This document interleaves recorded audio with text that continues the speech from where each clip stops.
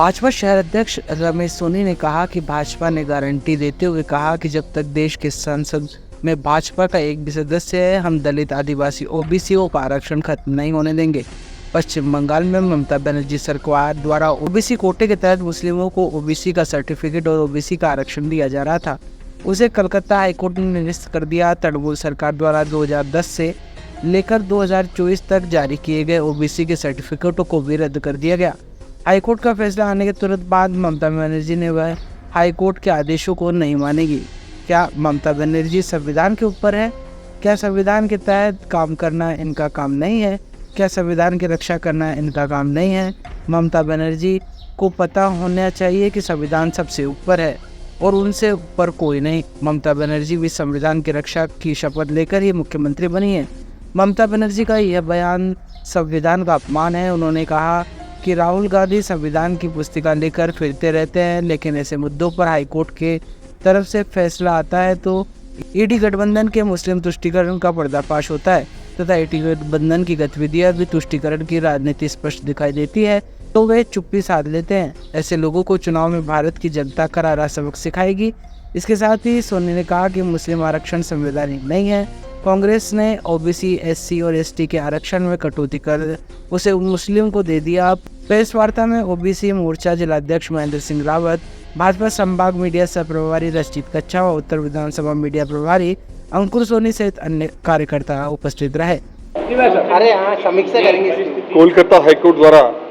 विगत दिनों जिस प्रकार से पश्चिम बंगाल के अंदर एक बिना अन्य पिछड़ा वर्ग आयोग के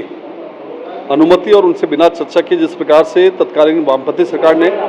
2010 में वहां पर आरक्षण ओबीसी का लागू किया और वर्ष 2012 में उसके बाद उस पुनरावृत्ति करते हुए उसको आगे बढ़ाते हुए जिस प्रकार से ममता बनर्जी की तृणमूल कांग्रेस सरकार ने जो आरक्षण लागू किया, वहाँ स्पष्ट रूप से ध्यान में आया कि संविधान की जो मूल भावना है उसका बिल्कुल उल्लंघन करते हुए,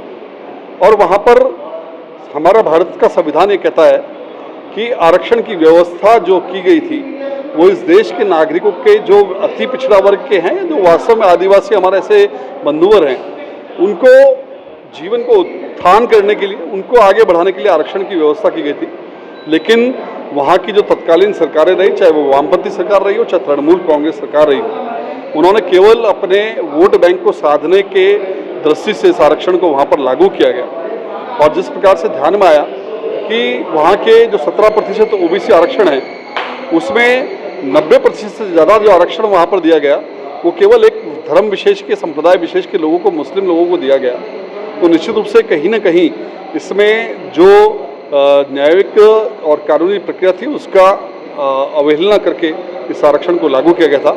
तो निश्चित रूप से जिस प्रकार से 2012 में जो याचिका उस समय दायर हुई, उस याचिका पर जो हाईकोर्ट का फैसला है, भारतीय जनता पार्टी इस हाईकोर्ट के फैसले का स्वागत करती है।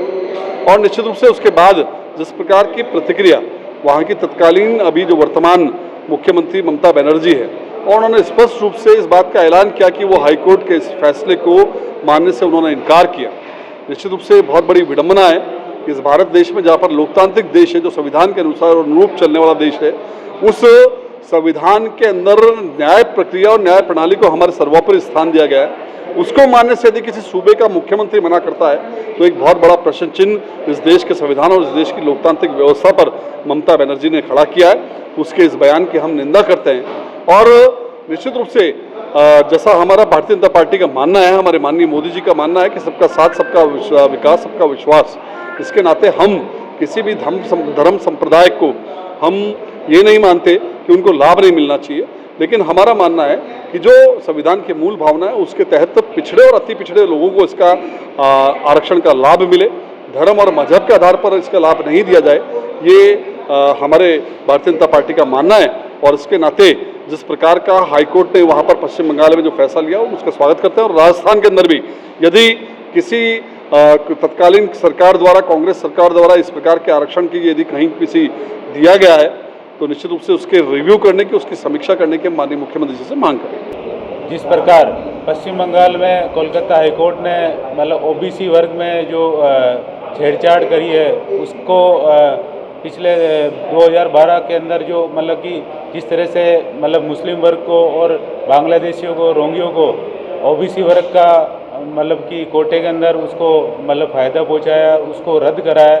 कोलकाता हाई कोर्ट के इस फैसले का हम भारतीय जनता पार्टी और ओबीसी मोर्चा की तरफ से हार्दिक स्वागत करते हैं और कड़े शब्दों में हम निंदा भी करते हैं कि ममता सरकार जो बांग्लादेशी और रोंगियों को ओबीसी वर्ग का जो हक है उनको बांट रही है और घुसपैठियों को जो बांट रही है उसकी हम कड़ा शब्दों में निंदा करते हैं, क्योंकि कोलकाता हाई कोर्ट ने इस फैसले को मतलब कि